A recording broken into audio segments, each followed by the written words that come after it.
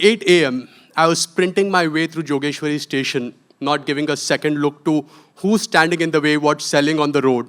All I can see is the announcement board and the train. Mornings, you know how they are at the stations. It was a usual chaotic morning. I pushed my way through the crowded platform and got into the train. If I miss this train, half a day's salary gets cut. Harsh realities of life.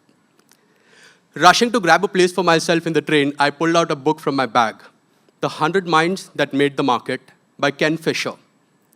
So I was a marketing and a communications executive in the Bombay Stock Exchange, and it was really important for me to know the basics of the trade and a history behind it. I got engrossed into my book and started reading about this very popular trader called Daniel Drew, who was very mean and nasty and had very unethical ways of dealing in the... Ek second. Isn't there an unusual silence in the compartment today? How come I don't hear an uncle yawn loudly or some old lady sitting and grumbling about her daughter-in-law? I said to myself. When I looked up, the compartment was actually full of people. There was a huge bunch of boys and girls who were completely engrossed in their own conversation, which I could possibly never understand. The girl sitting next to me, who was part of this group, was trying to get a peek into the book that I was reading. I looked at her, and she gestured something. I didn't understand and asked her for a repetition. She gestured again. I still didn't understand what she was saying, and out of impatience, I said, "Kehna kya chahti ho?" She gestured again.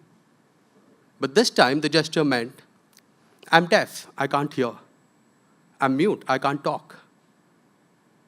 There was an awkward silence on my face. I had no intention of being rude or inconsiderate, and I apologized immediately. She smiled, and she gestured again. But this time, the gesture meant, "I'm sorry." I learned it. She was definitely a smart and an intelligent one. I got back to my book, continued reading. She pulled out a piece of paper from her bag and scribbled something on it and passed it on to me. The paper read, "Are you an investment banker or a trader?" I scribbled back. I said, "No." Then she again scribbles on it, "What's the name of the book that you're reading?" I showed her the book cover, and there was sudden excitement on her face. Probably she had heard about this book. Looking at her excitement, I scribbled back on the piece of paper, "Have you read this book?"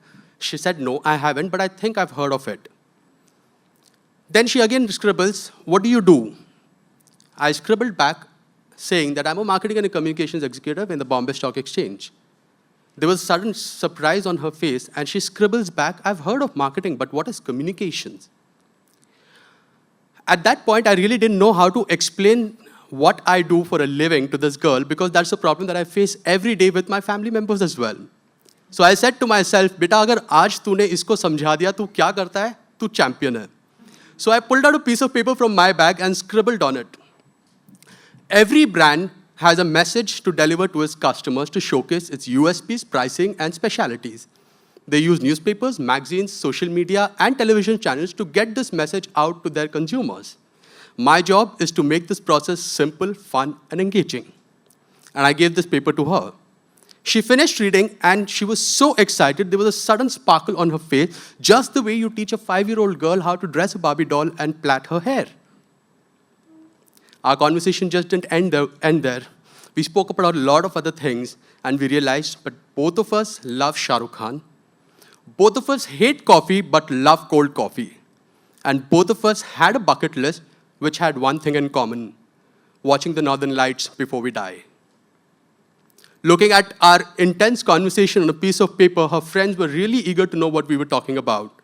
She explained all that we spoke about to her friends, and even they were really happy to learn something new. For the next 1 hour, I didn't really know how time flew. I didn't give a damn about the Bandra Mahim mangrove stink, nor did I give a damn about the people screaming and fighting to get into the train at Dadar station. Nor did I even bother about the sweaty folks trying to squeeze between all of us in the train. I couldn't help but stare at this girl with awe.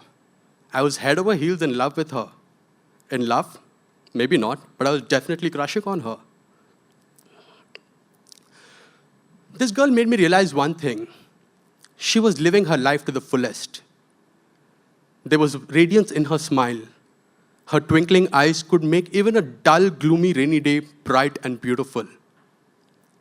She was making the most of what she had without cribbing about what she did not. Very soon, the train started approaching Mumbai Central, and as the train was about to slow down, she pulled out another piece of paper and scribbled something on it and gave it to me. She said, "It was really nice meeting you. I'm glad I learned something new today. Hope to see you sometime, Maya."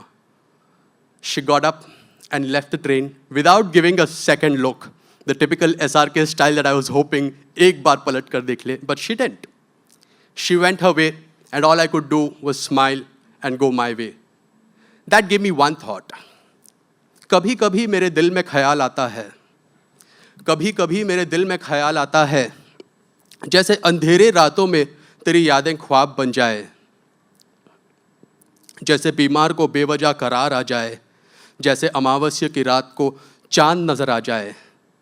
माया माया माया, जहाँ भी हो सदा खुश रहो। तुझ जैसी अमीरजादी के लिए खुदा पर मेरा एहसान है। Thank you.